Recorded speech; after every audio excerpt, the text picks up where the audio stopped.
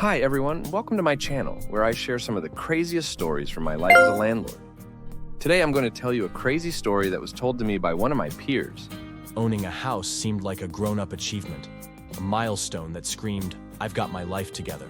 But little did I know that my cozy abode would become the stage for a bizarre drama, one that involved World of Warcraft, a recliner, and an uninvited guest. It all began innocently enough. I rented a room to a guy who seemed harmless, a fellow gamer with a penchant for late-night raids and pixelated quests. We shared a nod in the hallway, our lives intersecting only when the Wi-Fi acted up or the microwave beeped. Then came the girl.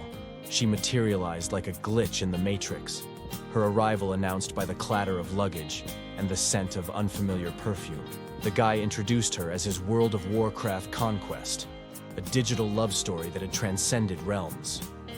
She'd flown in to stay with him for a few weeks, he promised. "No problem," I said, my inner hostess doing cartwheels. "A couple of weeks, easy." I imagined cozy dinners, laughter echoing through the halls, and maybe a shared game night. The girl smiled, her eyes wide with wonder. She'd never seen a real-life dungeon before. But weeks turned into months, and my patience wore thin. The girl settled into my house like a stubborn stain, her presence seeping into every corner. She'd sit downstairs, legs crossed, watching my television. My recliner, the one I'd saved up for, became her throne. I'd find her there, remote in hand, as if she owned the place. I tried to be understanding. Maybe she was adjusting to the real world after all those virtual battles. Maybe she needed time to level up her life skills. But when the moldy smell of her unwashed socks mingled with my morning coffee, I snapped.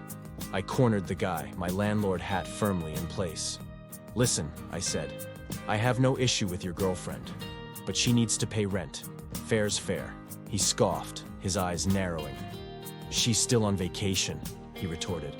"Why would I pay extra rent?" I took a deep breath, summoning my inner Buddha. "Bro," I said. "Vacation ended when she started to DVR her shows. That's prime real estate on my recliner."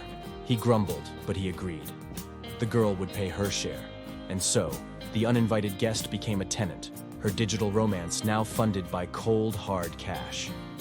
But life has a way of balancing the scales.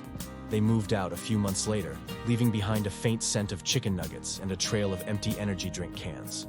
The recliner sagged, as if mourning its lost queen. As I locked the door behind them, I wondered about their next adventure. Perhaps they'd find a guild in the real world, slay dragons together, and build a fortress of their own.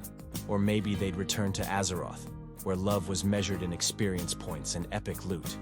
Either way, my house breathed a sigh of relief.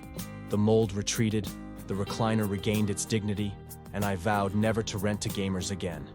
But sometimes, late at night, I'd hear the faint echo of a battle cry, the girl's voice, shouting spells and curses. And I'd smile, knowing that my house had been part of their epic saga, a footnote in their digital love story.